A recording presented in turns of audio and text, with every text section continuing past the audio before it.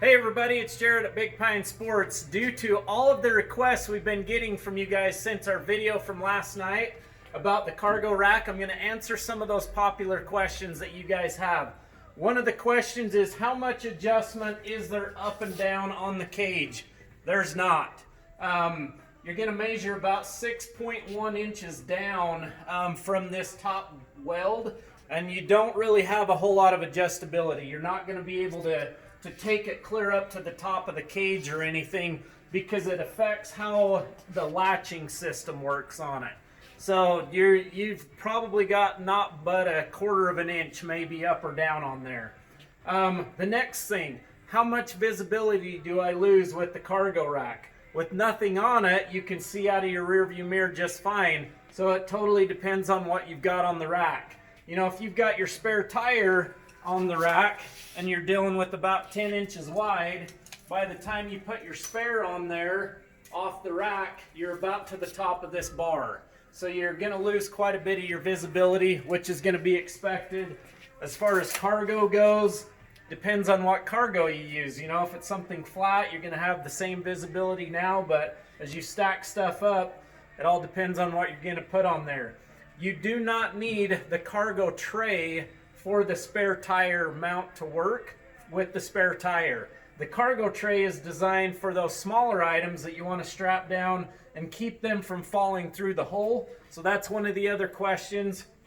Probably the most popular question on Facebook that we've seen is, how much clearance do we have from the bed to the bottom of the rail? We're going to answer that right now because everybody's trying to figure out what size of cooler they can put in.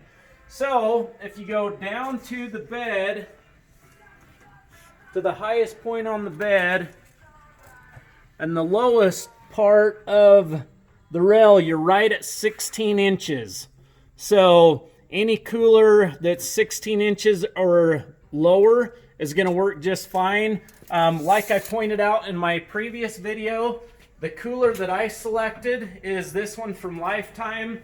This cooler is a great popular option for those that have been looking for a great cooler similar to a Yeti, a lot less money. Yeti makes a cooler this same size as well, but once this cooler's in, I'm going to have mine to the right hand side, and then I've got my tool bag that I'm going to put on the left hand side here, and then of course be able to strap this down.